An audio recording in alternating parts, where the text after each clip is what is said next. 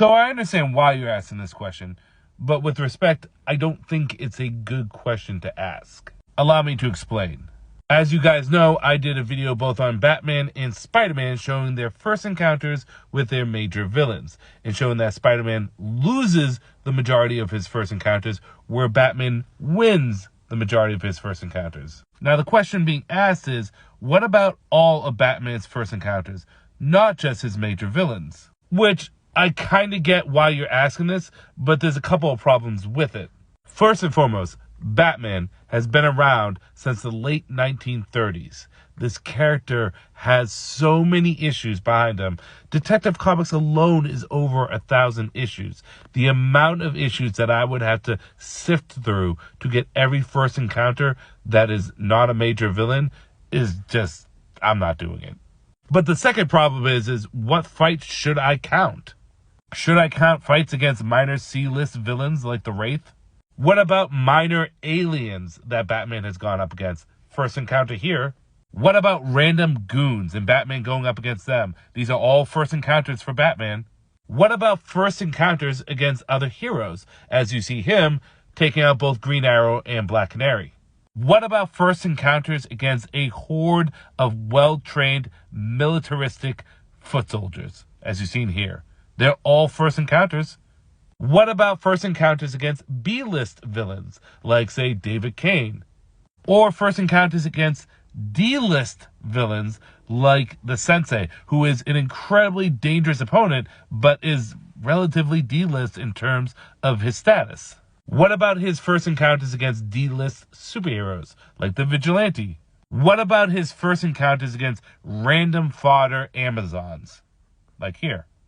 What about first encounters against alternate universe characters, like Supergirl? He knows Supergirl from his universe, but this one's from an alternate one, and he one-shots her.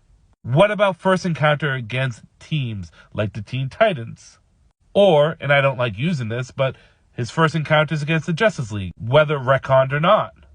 What about first encounters against alternate versions of himself? He's never encountered this version of himself before, but it's technically him, just an alternate him. So, like, do we count that? In the majority of those, he wins. So are there fights in first encounters that Batman loses at? Yeah, they happen from time to time, like when he fought Abyss. But more often than not, even if we go through the canon fodder, or the D-list, or the C-list, or other heroes, or alternate versions, it still looks pretty damn good. What sample size are we taking from? But the last problem with asking this question is if we're not doing just his major villains, if we're going to do all of his first encounters, then what about other characters? Should I hold this against Black Panther?